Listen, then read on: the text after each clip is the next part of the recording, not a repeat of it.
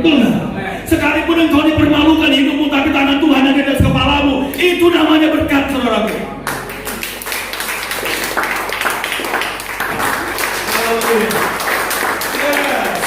Tuhan Yesus suka begitu. Ini baru jemaatku katanya. Haleluya. Iya, saudaraku. Jadi jangan kecil hati, bilang sama istrimu, sama anak-anakmu, sekalipun kita sedang dibawa Tuhan ke lembah anakku, tapi percayalah, tangan Tuhan ada di atas kepalamu.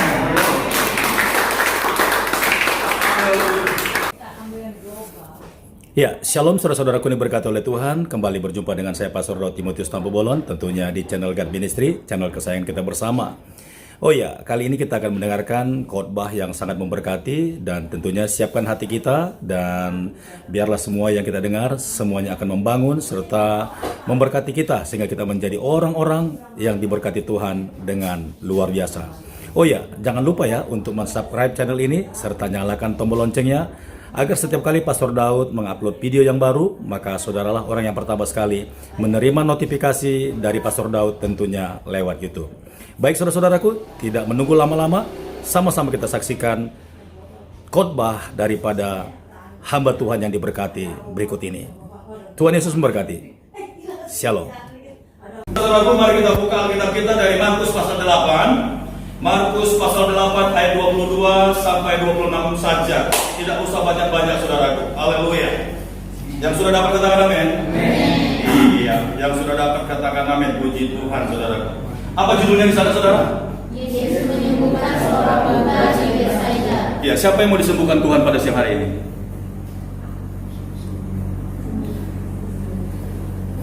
Saya gitu ya.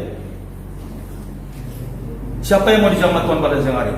Saya gitu. Iya. Oh, mungkin kalau bicara sembuhkan memang gue sakit gitu ya. Nggak sakit kan? Oke. Judulnya di sana, saudara, Yesus menyembuhkan seorang buta di Betsaida. Ayat 22, perhatikan Alkitabnya, saudara. Kemudian tibalah Yesus dan murid-muridnya di Betsaida. Di situ orang membawa kepada Yesus seorang apa, saudara? Buta. Dan mereka memohon kepadanya supaya ia menjamahnya. Jadi satu kali Yesus dan murid-muridnya sedang berjalan-jalan di Betsaida, saudaraku, ya, dia sedang berjalan-jalan di Betsaida dengan murid-muridnya. Lalu tiba-tiba dari sisi lain ada beberapa orang, ya, membawa orang buta datang kepada Yesus. Ya, lalu orang-orang itu teriak kepada Yesus, "Guru," katanya gitu kan, atau "Yesus, jangan jalan dulu, tolong berhenti," gitu kan. Lalu Yesus waktu dipanggil namanya, dia berhenti. Lalu orang yang membawa orang buta tadi itu mendekat kepadanya. Kenapa orang-orang harus membawa orang buta itu? Kenapa orang-orang harus menuntut orang buta itu?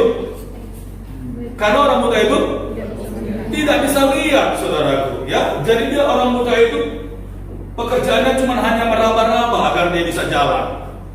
Ya, buta itu juga mewakili saudara bahwa matanya tidak berfungsi, tidak bisa lihat. Tetapi buta itu juga bisa mengartikan orang tidak punya pengertian ilahi, tidak tahu kebenaran. Buta juga bisa menggambarkan, saudaraku, bahwa orang itu dikuasai sama kuasa kegelapan, sehingga dia tidak bisa melihat sesuatu yang kudus. Itu buta, saudaraku. Jadi kalau orang jatuh ke dalam dosa, sebenarnya dia itu adalah buta rohani. Amen. Buta rohani. Tapi saya percaya di sini jemaat di sini tidak ada yang buta. Haleluya. Tidak ada yang buta. Nah, tetapi dalam peristiwa ini, saudaraku, perhatikan lagi Alkitab saudara. Kemudian tibalah Yesus dan murid-muridnya di Betsaida. Di situ orang membawa kepada Yesus seorang buta, dan mereka memohon kepadanya supaya ia menjamah dia. Haleluya. Ayat 23, Yesus memegang tangan orang buta itu dan membawa dia keluar kampung. Lalu ia meludahi mata orang itu dan meletakkan tangannya atasnya dan bertanya, "Sudahkah kau lihat sesuatu?" Haleluya. Saudara pernah lihat orang buta? Pernah? Kira-kira tampilannya gimana, saudara? Lusuh. Rata-rata lusuh. Yang pasti dia pegang tongkat ya. Pegang tongkat begitu. Nah, coba saudara, biar kita lebih fresh lagi untuk memahami firman Tuhan ini. Saya, oh sudah. Haleluya. Nah, ini dia. Ya. Saya minta dulu, ya, saya pinjam dulu amang si jabat dulu. Pak, lepaskan dulu handphonenya Pak. Ya, kalau nanti jemaat saya pinjam, nggak enak. Bapak dari oh biarlah bapak dari sinilah biar hidup di jemaat. Ya. Saya kalau khotbah itu saya suka peraga, saudara. Lalu coba bapak tolong berdiri Pak, nggak apa-apa, berdiri aja sebentar. Ya, ya, ya. Maaf, teman-teman dilepas dulu Pak dengan hormat. Nah, bapak pegang tangan orang ini karena bapak. Bukan bergandengan tangan begitu. Kalau orang buta tuh nggak pernah begini tangannya, saudara. Ya. Nah, kalau saya menuntun bapak pegang siapa? Asik. Nah gitu. Nah, bapak coba di depannya dia. Bapak ini yang orang butanya. Maaf ya, ini untuk ilustrasi. Nah, begitu dong. Nah, jadi ketika Yesus di Betsaida, saudara, dengan murid-muridnya, ya kan, jalannya gagah begini, saudara. Ya. Karena Yesus itu punya 12 bodyguard. Kemana Tuhan Yesus pergi, bodyguardnya ikut. Lalu waktu di Betsaida seperti ini, saudara, Yesus dipanggil namanya, Yesus, tolonglah orang ini. Bapak bawa. Saya berhenti begini. Coba saudara lihat yang di belakang, cocok aja orang.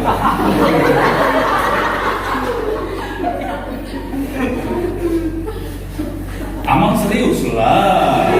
Serius, ini kita drama ini. Jangan begitu dong, waduh. Oh, ayo aja, ayo. Serius dong. Oke, kita balik perannya. Katanya dia nggak siap. Bapak namanya apa, Pak? Kok Ayung bisa memperagakan orang buta? Bisa? Bisa.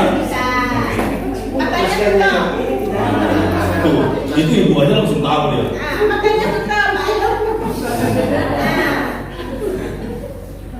Yesus, tolonglah orang ini. Lalu Yesus berhenti. Kamu mati. Iya. Tunggu, aku tanya sama penonton dulu. Cocok nggak kalau buta? Hah? Cocok, Pak. Saya ya Hah? Tunggu dulu, nggak apa-apa. Kita bermain dulu di mimbar ini. Bermain dulu kita. Menurut saudara sudah cocok di orang buta? Belum, ibu yang di baju kuning ini bilang belum. Bapak pernah lihat orang buta nggak sih? Pernah lihat? Nggak pernah? Ya serius. Siapa di sini yang udah pernah lihat orang buta? Coba mari-mari dulu. Kalau mari-mari dulu nih, kita buktikan dia benar nggak bisa. Nggak apa-apa dulu. Nggak apa-apa, Pastor Daud ini sengaja begini biar ice breaking sambil firman Tuhan. Mundur lagi, nggak apa-apa. Haleluya. Ya. Teriak nih Bapak nih, Yesus, tolonglah orang ini. Lalu saya berhenti. Jangan Pak. Coba lihat di belakang, mirip nggak? Jadi Nggak mirip, itu mah dia ngantuk. Itu ngantuk kalau tutup mata. Orang dengar ya, orang buta itu nggak pernah ngantuk matanya. Tapi yang kelihatan itu yang putih semua, benar nggak? Keluarkan biji matanya, Pak. Iya, kalau begini tuh bukannya buta, tapi cacat tutup mata gitu loh. Orang buta tuh lihat gini, tapi matanya gini-gini kan? Coba Pak, 1, 2, 3. Mantap. Udah cocok belum? Cocok. Wih. Bapak mau ngomong sama saya? belum. Oh belum? Ternyata asik juga. Nanti kalau Natalan bikin begini ya, biar kita agak boleh dikit. Coba Bapak tadi sama saya. Yesus tolong. Aku belum dengar cara. Oh, belum. Aku masih jalan ini. Nah, teriaklah. Yesus tolong orang ini. Yesus, tolonglah orang ini. Ya, ini kan waktu Yesus itu ada di tempat itu, banyak gak orang yang lihat? Banyak. Serius? Atau sepi? Karena Betsaida itu adalah satu kota. Yesus itu viral gak? Dia bisa bangkitkan orang mati. Dia kasih makan 5.000 orang. Jadi dengan otomatis di mana Yesus berada, tentu banyak sekali orang mengikutinya. Serius saudaraku. Jadi di Betsaida ini pun ketika Yesus masuk kota itu sebenarnya sudah banyak sekali orang yang sudah kumpul di situ. Makanya Yesus sedang menghadapi satu pelayanan, yaitu melayani orang buta. Dan saat itu Yesus itu sedang ditonton orang banyak. Bapak ini tadi menemani Pak Mare sebagai sampel orang buta. Yesus, tolonglah orang ini. Lalu orang buta itu mendekat. Lalu Bapak minggu. Pak Mare di sini. Enggak, sudah di situ dia. Justru waktu Bapak ini pergi, itu Pak Mare bingung. Coba bingung kan? Karena itu benar-benar tidak. Gitu ya. Oke. Coba lihat ayat berikutnya tadi. Ketika orang teriak Yesus tolonglah, Bapak di sini dulu tetap. Suara siapa dengar? Ayo ibu deh. Yang ayat berikutnya. Iya. Yesus meninggalkan orang buta itu dan membawa dia keluar kampung. Stop. Yesus memegang tangan orang buta itu Dan membawa dia keluar kampung. Oke. Lalu ketika Yesus lihat orang buta ini, ketika sudah ditinggalkan sama yang bertiga kita tolong tadi, Yesus langsung pegang. Kenapa Yesus pegang? Karena memang dia nggak bisa lihat Yesus untuk pegang saya, benar? Biar saudara tahu gambarannya. Saya pegang. Lalu Yesus memegang tangan orang buta itu, tetap seperti saudara ini melototin peristiwa itu ya. Lihat. Lalu Yesus ngapain? Membawa orang buta ini keluar kampung, saudaraku. Saya bawa nih Bapak Pendeta ini, saudara. Keluar kampung ya. Kira-kira waktu Yesus bawa keluar kampung, orang ikut gak? Atau orang nggak mau ikut? Ikut kan? Saya bawa nih keluar kampung. Artinya sudah tidak di Betsaida lagi kan? Atau minimal di perbatasannya. Tetapi ketika sudah keluar dari kampung, Bapak tetap kayaknya begitu-begitu Pak. Ya kan? Ketika sudah keluar dari kampung, tetap aja orang banyak mengikutinya, saudara. Haleluya. Saudara garis bawahi, lalu Yesus memegang tangan orang buta itu dan membawa dia keluar kampung. Saudara tahu apa maksud Tuhan Yesus membawa orang buta itu keluar dari kampung? Karena sebenarnya dia ini buta bukan karena sakit penyakitnya dia, saudaraku. Bukan juga karena kecelakaan, tapi dia buta karena ada kuasa kegelapan yang menguasai daerah itu, yang membuat orang-orang bisa buta. Paham saudaraku? Jadi jangan heran kalau di satu kampung itu selalu ada aja yang namanya keguguran. Padahal sudah dirawat sebaik mungkin, gugur dan gugur. Ada aja orang yang tiba-tiba mungkin kepalanya kelenjengan, melalui teriak-teriak, saudaraku. Itu bukan sakit penyakit biasa, tapi ada roh teritorial yang dilepaskan untuk membuat celaka setiap orang yang ada di situ. Tuhan Yesus tahu. Kenapa Tuhan Yesus tahu bahwa penyebab orang buta ini bukan karena satu penyakit? Kenapa Yesus tahu? Kenapa Yesus harus membawa dia keluar? Karena Yesus yang menciptakannya. Ketika dia lihat orang buta ini, Yesus tahu ini orang buta sebenarnya bukan karena kurang gizi, bukan karena ada satu tiba-tiba musim penyakit, bukan. Tapi ada something, ada sesuatu yang membuat dia buta. Hati-hati saudara, bahwa roh jahat itu juga bisa buat orang lain menderita. Makanya kita harus sungguh-sungguh percaya Yesus. Kenapa harus sungguh-sungguh percaya Yesus? Yesus berkata bahwa iblis itu, setan itu pekerjaannya apa? Mencuri, merampok, dan membinasakan. Jadi pelan-pelan semua ciptaan Tuhan itu, tujuan iblis adalah untuk menyusahkan mereka. Salah satunya orang buta itu. Tetapi Yesus datang untuk apa? Memberikan hidup dan kelimpahan sukacita, kelimpahan berkat dari surga, saudara. Haleluya. Makanya Tuhan Yesus bawa dia keluar dari kampung itu, dari Betsaida itu, lalu dia mulai berhenti, saudara. Namun sekalipun seperti itu, orang-orang yang di Betsaida tadi itu tetap mengikuti. Tuhan Yesus mau ngapain nih dengan orang ini? Tuhan Yesus mau diapain orang buta ini, saudara? Sampai di sini tahu?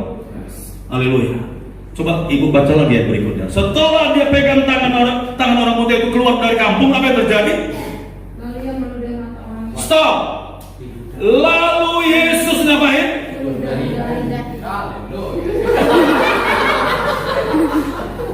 Lalu Yesus ngapain?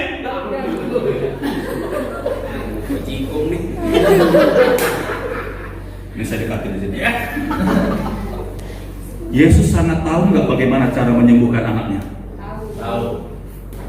Cara menyembuhkan ini harus diapain? Yesus nggak bilang begini, semua orang, tapi diapain?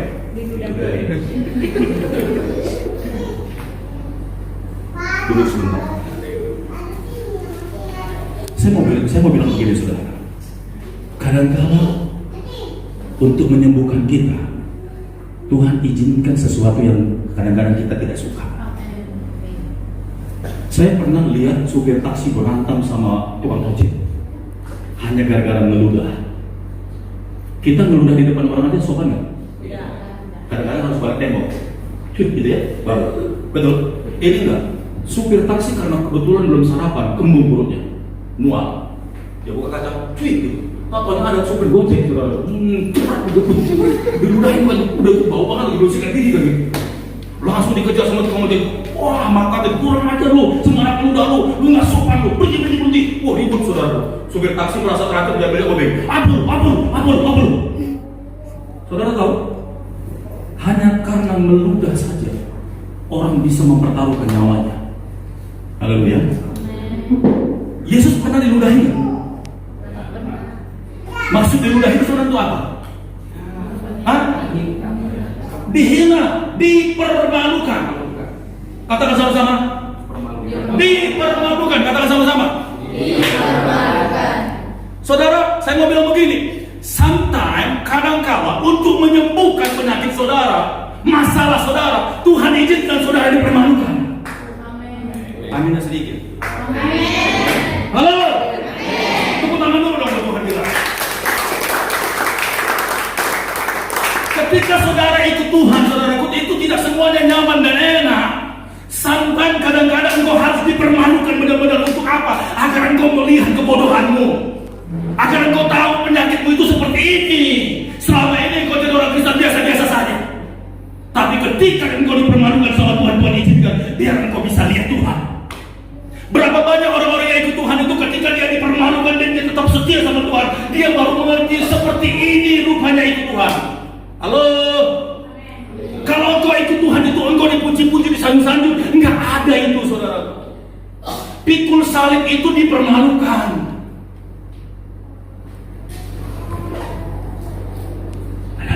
Amin.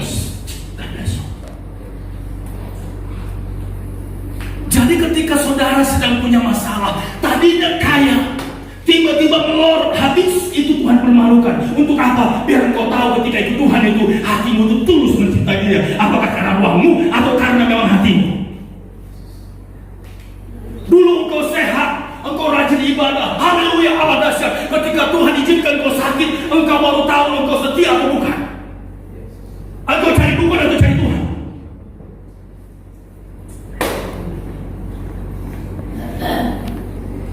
Haleluya.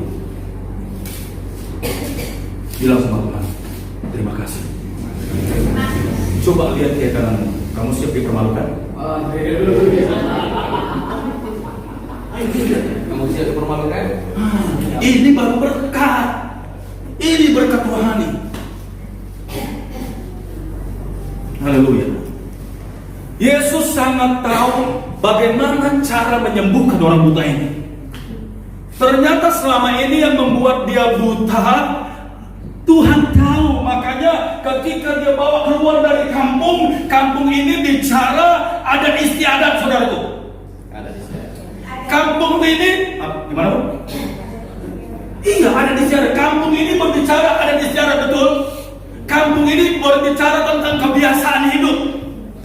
Banyak orang akhirnya jadi buta karena terlalu ikut roh ada di istiadat. Yang setuju katakan amin. Amin. Berapa banyak orang karena ikut dan terikat dengan ada di istiadat, buta, gak kenal dengan Tuhan. Sekalipun nenek moyangnya Kristen. Amang setuju?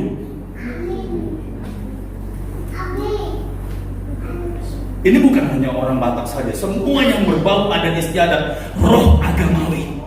Perempuan Samaria ketika ketemu dengan Yesus di sumur Yakub, perempuan Samaria dia bilang, aku dan nenek moyangku kami beribadah di gunung sana, saudara, atau di gunung sana.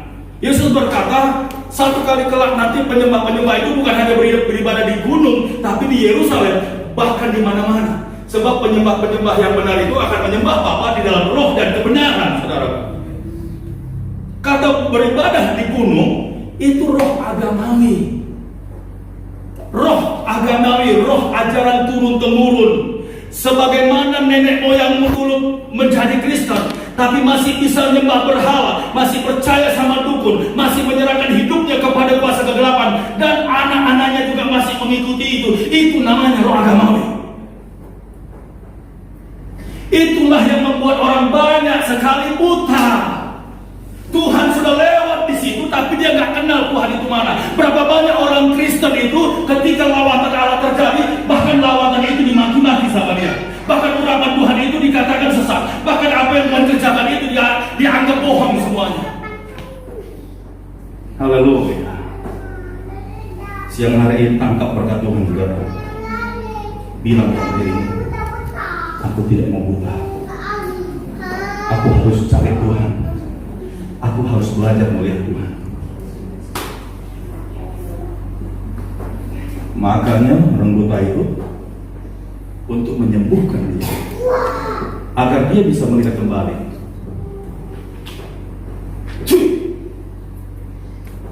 Beneran diludahin sama Tuhan? Orang buta itu tahu dia diludahin? Kadang-kala kita sedang dibawa Tuhan ke dalam kehidupan untuk membuktikan kemurnian saudara. Sebenarnya kita tuh sedang diludahi sama Tuhan. Dia nggak ngomong, misi loh, tak ludahi sampean. Tuhan nggak izin. Jadi ketika saudara sedang menghadapi masalah sekarang ini, dengar baik-baik. Tuhan, kalau ini Engkau izinkan, aku dipermalukan saat ini. Pegang tangan Tuhan, bawa aku kemana Kau pergi, agar aku bisa melihat Engkau. Mungkin anak-anakmu sedang membuat engkau kacau. Anak-anakmu mungkin sedang mempermalukan, mencoreng muka orang tuanya. Bilang sama Tuhan, Tuhan sebenarnya aku gak sanggup menghadapi ini, tapi kalau ini Tuhan seizinku, Tuhan pegang tanganku Tuhan Yesus. Sudah lama ikut Tuhan, tapi ada yang sakit gak sembuh-sembuh. Kenapa ini Tuhan? Udah 10 pendeta saya bawa di sini didoakan gak sembuh-sembuh juga. Akhirnya saudara mulai terganggu. Aduh, ikut Tuhan kok menjadi masalah begini. Haleluya. Tuhan bilang, aku sedang melihat kemurnian hatimu.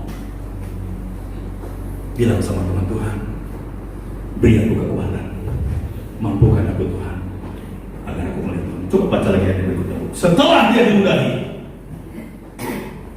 Lalu yang meludahi mata orang itu dan meletakkan tangannya atasnya dan bertanya, sudahkah kau lihat sesuatu? perhatikan ayat ini. Setelah dia diludahi sama Tuhan, dipermalukan dia, orang banyak lihat. Apakah saudara lepas tangan? Apakah Tuhan lepas tangan? Justru tangan Tuhan di mana, saudara? Lalu Tuhan meletakkan tangannya Atasnya dan bertanya, di atas kepalanya. Saudara tahu kalau tangan Tuhan di atas kepalamu itu namanya apa, saudara? Blessing, betul nggak? Sekalipun engkau dipermalukan hidupmu, tapi tangan Tuhan yang di atas kepalamu, itu namanya berkat, saudaraku. Di belakang nggak tepuk tangan, yes. Tuhan Yesus suka begitu. Ini baru jemaatku katanya. Haleluya. Iya, saudaraku. Jadi jangan kecil hati. Bilang sama istrimu, sama anak-anakmu, sekalipun kita sedang dibawa Tuhan ke lembah anakku, tapi percayalah, tangan Tuhan ada di atas kepalamu. Coba kalau sudah seperti itu, kira-kira anakmu diberkati? Diberkati nggak? Biasanya mereka makan daging, tiba-tiba makan mie makan tempe, saudaraku. Mami, kenapa di meja tempe melulu? Lalu maminya bilang, anakku, kita sedang dibawa Tuhan menuju jalan lembah. Dan semua keadaan ini Tuhan tahu. Lalu anak-anaknya berdoa sama Tuhan. Tuhan, terima kasih. Kira-kira berkat gak? Berkat gak? Berkat, saudara. Makanya anak-anak kalau orang tua lagi susah, jangan komplain. Bilang berkat. Giliran nanti papa mama dia cuma kasih tempe tahu sayur.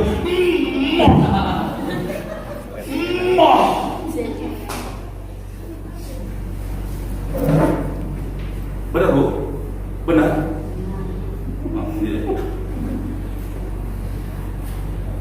Kenapa saya butuh ini? Memang karena saya otaknya begitu. Gitu loh. Kalau nggak dibantu dengan mic ini, menggelempar saya, saudara. Langsung lobek. Haleluya. Yes, itu dia. Ya, juru kamera stay tune ya. Haleluya, praise the Lord. Iya, siang hari ini saudara bersyukur kepada Tuhan kalau firman Tuhan ini dibuka. Mau saudara anak-anak, mau anak muda, mau sudah juga produktif, saudara bilang sama dirimu, selama ini aku terlalu bodoh. Aku menghina papaku, aku menghina menghakimi mereka. Padahal aku yang nggak tahu, aku buta, betul. Anak-anak yang tidak mengerti rancangan Tuhan itu buta. Suami-suami yang tidak mengerti rancangan Tuhan itu buta. Makanya Tuhan bawa dia keluar dari kampung, saudara. Kenapa? Diasumsi manusia. Kalau tidak kaya, tidak dihormati, betul nggak? Kalau nggak sukses, nggak akan ada orang yang mau dekat, betul nggak? Kadang-kala Tuhan bawa kita sampai serendah itu, saudara. Biar saudara bisa lihat Tuhan. Selama ini banyak orang-orang Kristen buta. Kenapa? Yang dikejar adalah kesep. Kalau sakit itu katanya, kamu sih kurang beriman, betul nggak? Pernah dengar itu? Buat Pak Daud itu nggak laku ya. Jadi kalau Tuhan izinkan kau sakit, bukan Tuhan nggak sayang sama saudara. Tuhan izinkan itu agar Tuhan lihat kesetiaanmu itu sampai di mana. Kalau dompet lagi itu bang, shalom, Allah kita dahsyat.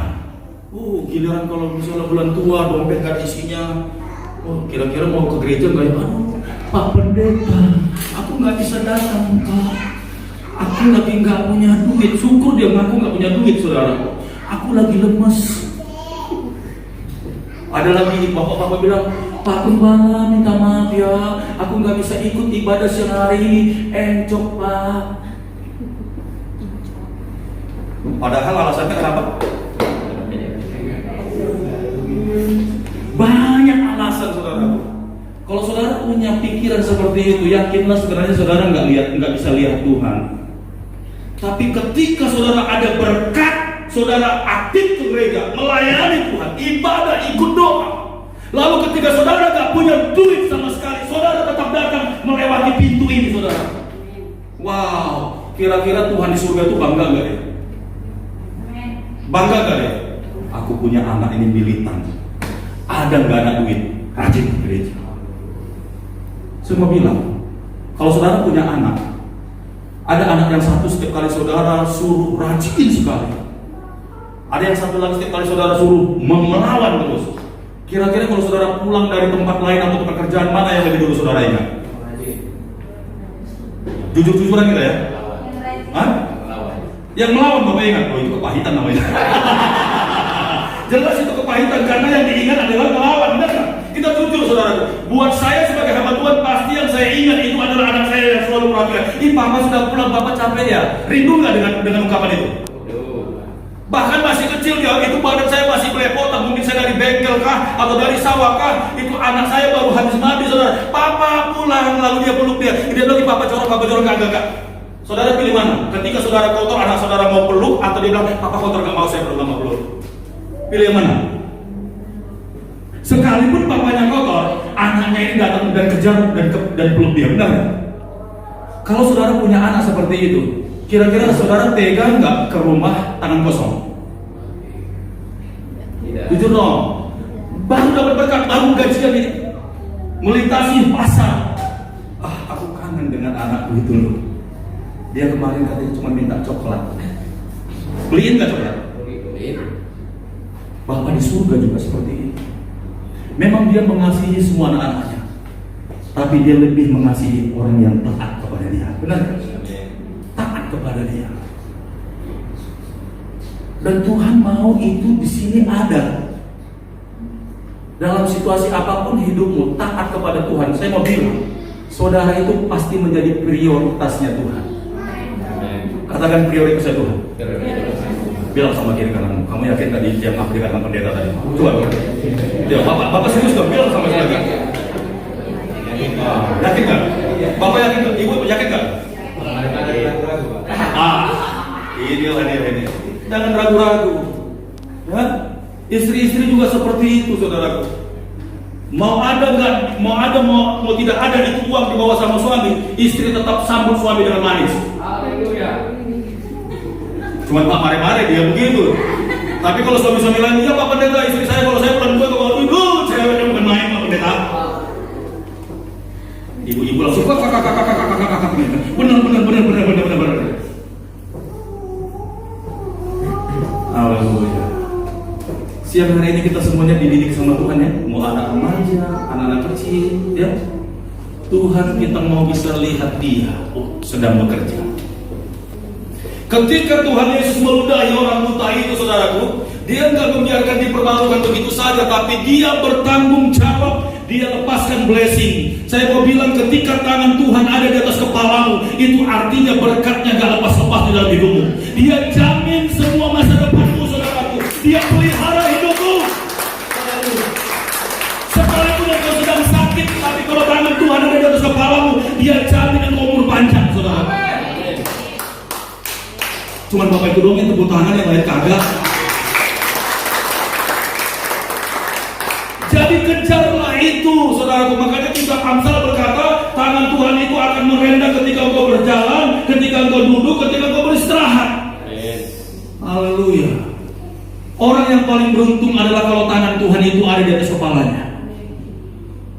Makanya satu kali di kitab Ayub pasal 1, ketika anak-anak Allah beribadah ke hadapan Tuhan. Betul, siapa yang pernah baca kitab Ayub di sini?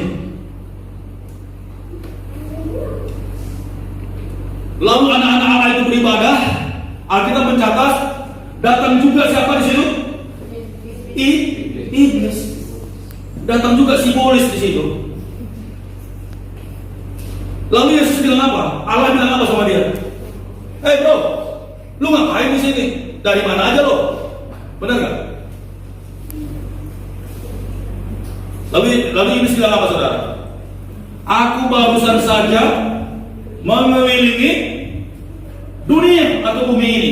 Lalu bukan hanya mengelilingi, tapi menjelajah. Betul Pak? Ada kata-kata menjelajah di sana. Menjelajah itu bahasa Inggrisnya apa? Explore, benar. Explore itu kalau dikembangkan lagi artinya apa? Digali. Makanya pertambangan minyak itu bukan hanya survei, tapi dia eksploritas, lalu digali agar minyaknya dapat. Nah, pekerjaan setan seperti itu, bukan hanya keliling-keliling saja, tapi dia eksploritas. Dia cari orang-orang yang bisa menjadi pengikutnya.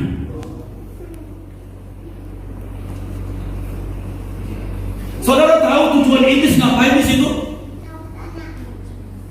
Ketika anak-anak Allah beribadah kepada Allah, iblis lihat, saudaraku, begitu mulianya Allah kita itu sehingga kita memberikan penghormatan, puji-pujian, penyembahan kepadanya. Iblis itu jatuh ke dunia karena mencuri kemuliaan, karena dia sombong. Untuk apa? Agar malaikat-malaikat di surga menyembah dia. Makanya dia waktu Allah melihat, saudaraku, kamu ngapain, dari mana kamu? Ngapain kamu di sini? Iblis nanya. Aku barusan saja mengelilingi dunia dan menjelajah. Lalu dia berhenti di tempat penyembahan. Maksudnya apa? Dia sedang mempelajari sistem bagaimana orang-orang yang menyembah Allah tadi itu berbalik dan menyembah dia. Makanya coba saudara baca kitab Ayub. Lalu Allah berkata begini, hei iblis, apakah kamu tahu bahwa di bumi ada seorang hambaku yang sangat setia dan taat kepadamu? Iblis bilang apa? Ya jelaslah dia taat kepadamu. Habisnya engkau memproteksi dia, Engkau berkati dia terus. Engkau lindungi semua miliknya. Sekarang coba deh, tarik semua perlindungan itu. Tarik semua cover itu semuanya. Lepaskan tanganmu dari mereka. Apakah dia masih percaya dan setia kepadamu? Atau dia akan mengikut aku? Lalu Allah bilang apa? Baik, aku lepaskan semua perlindunganku daripadanya. Sekarang dia bagianmu, tapi jangan kamu jamah tubuhnya. Baik, kata setan bilang, kita buktikan dia ngikut aku atau ngikut kamu. Apa yang iblis lakukan? Masalah pertama, datanglah katanya dari bangsa lain. Coba baca Mam. Waktu kambing dombanya dijarah, di pasal 1 saja dia. Ayat pasal 1, ya. Datanglah gitu.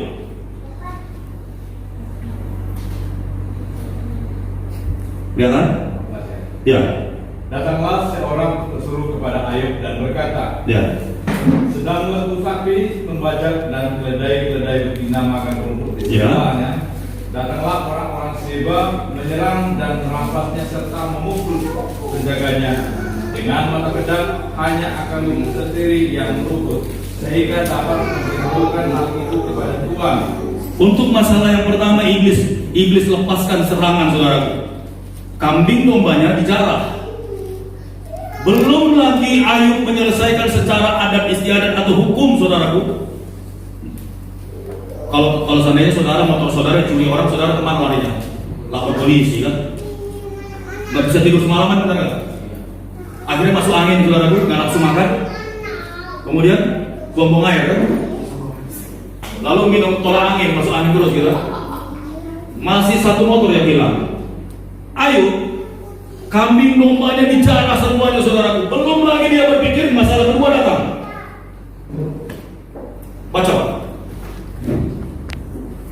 Sementara orang itu berbicara, datanglah orang lain dan berkata, api telah menyambar dari langit Yes. dan membakar serta memakan habis kambing domba dan penjaga-penjaga. Ya. Hanya aku sendiri yang luput sehingga dapat memberitahukan itu kepada Tuhan.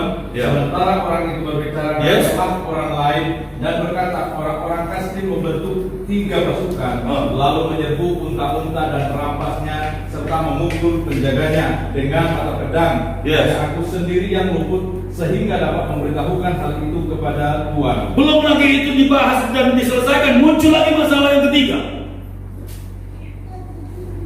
Lanjut lagi. Sementara orang itu berbicara, datanglah orang lain dan berkata, anak-anak Tuhan yang lelaki dan yang perempuan sedang makan-makan dan minum anggur di rumah saudara mereka yang sulung. Maka tiba-tiba angin ribut bertiup dari seberang pada gurun. Rumah itu dilandanya pada 4 penjurunya dan rubuh menimpa orang-orang muda itu sehingga mereka mati. Hanya aku sendiri yang luput sehingga dapat memberitahukan hal itu kepada Tuhan. Iya, semua harta bendanya sampai kambing onta-ontanya semua disikat, saudara. Belum lagi Yunus itu lega bernapas, begitu ya. Masalah bertubi-tubi datang, saudaraku.